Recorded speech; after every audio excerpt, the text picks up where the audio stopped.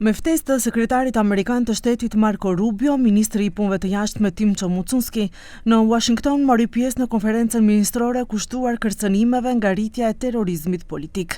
Aty përfaqësues të lartë nga më shumë se 60 shtete diskutuan për avansimin e bashkëpunimit ndërkombëtar dhe përgatitjen institucionale për përballimin e formave bashkëkohore të dhunës dhe terrorizmit të motivuar politikisht.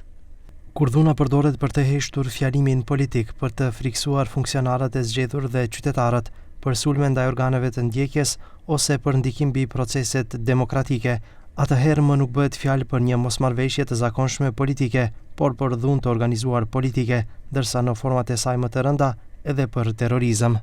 Duke ju referuar kontekstit rajonal, Mucunski theksoi se ky kërcënim ka një dimension serioze edhe për Ballkanin Perëndimor, si një rajon strategjik i ndjeshëm.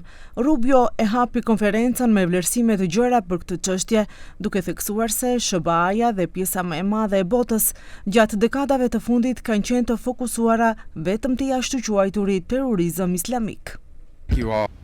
For far too long, however, our counterterrorism doctrine has had a blind spot. Për një kohë shumë të gjatë, doktrina jonë për luftë kundër terrorizmit kishte një pikë të verbër, kur bëhet fjalë për dhunën ekstremiste që vjen nga e majta politike.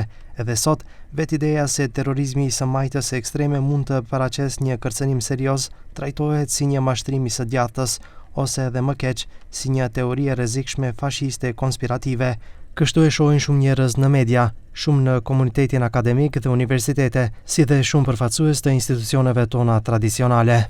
Ndryshe, në margjinat e konferencës, ministri Mucunski zhvilloi edhe një takim pune me ministrin e jashtëm të Izraelit Gideon Sar. Në takim u konfirmua bashkëpunimi dypalësh mes dy vendeve.